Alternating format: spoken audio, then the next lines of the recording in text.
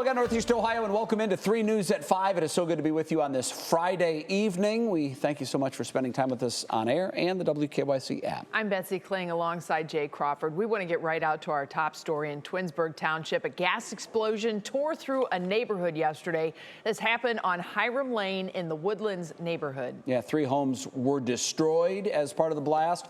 We're now learning 36 others were damaged at various levels, and at least 2 people were injured. And in the last few minutes, according to Unity, they now say a subcontractor was working when a gas line was accidentally struck. Based on initial findings, they claim the damage was the result of inaccurate markings of underground utilities by a third party.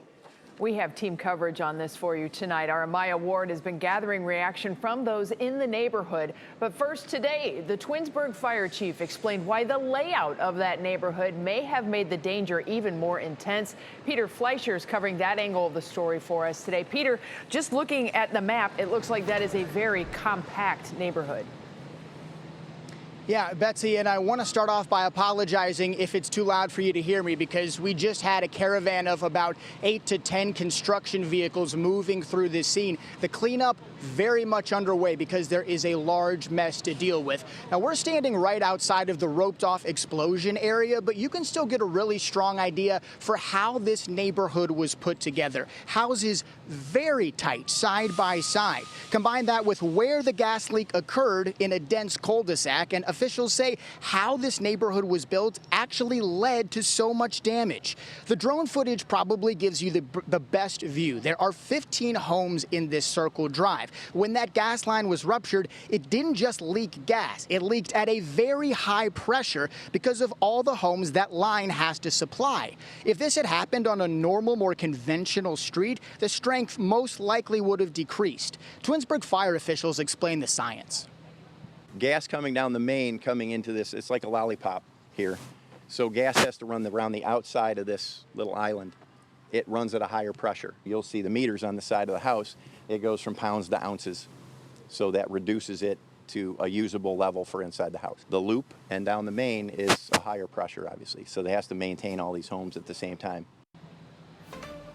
Coming up on 3 News at 6, we'll show you the most extreme damage that this neighborhood has to deal with. We'll also give you the latest information from officials, what they think might have sparked this explosion, and just how quickly it occurred after that gas leak took place. Betsy, back to you. Peter, there are still so many questions to get answered, but thanks for covering that angle for us tonight. Peter Fleischer, live in the field. Now, while investigators continue searching for answers, people who lost their homes are now facing the challenge of what comes next. Amaya Ward continues our team coverage. Amaya, there's also a lot of work happening to help the people who seemingly lost everything that live there. Yes, Jay, lots of help, especially from the Red Cross, who's been out here going door to door pretty much all day. Crews are still out here, and they say the first 24 hours are often the hardest for many of these families that were impacted. Recovery started just hours after that explosion. So the Red Cross has now focused on 11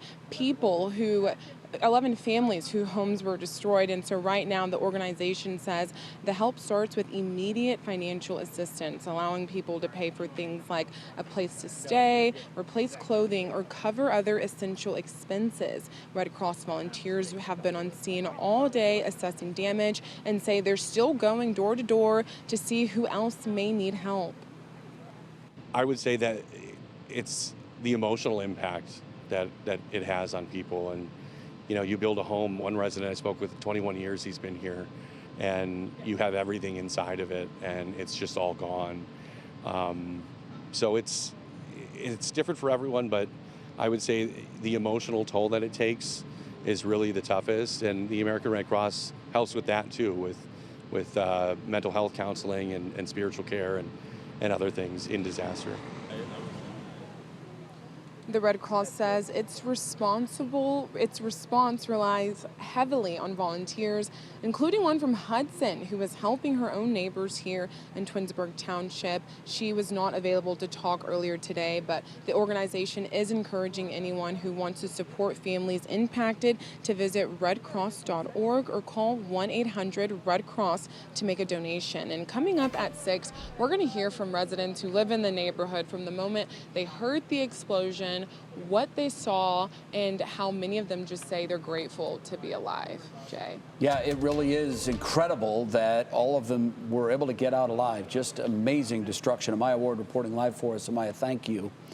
Now, 3 News received a statement from Enbridge saying they shut off gas at the affected neighborhood and are now working to repair the pipeline and restore service. In the statement, the company says in part, quote, "Our thoughts remain with those who have been impacted by this event, including their families and the community. Our primary concern is the safety and well-being of everyone involved," end quote. Meanwhile, surrounding cities are taking precautions too. Hudson announced that all scheduled directional drilling, as it's known, those operations in the city have halted until a cause of the explosion is released. The city of Stowe and the city of Greene and Reminderville also have suspended all directional drilling until further notice. We reached out to Rocco Yergan. He's the mayor of the city of Greene, on why they made the decision to halt operations there. Because it's going to take some time, I think, for the investigative authorities to unravel that and give us an answer. Out of an abundance of caution, we are going to take the safe road and just put a halt to directional drilling in our city until we have some feedback and understanding as to what went wrong.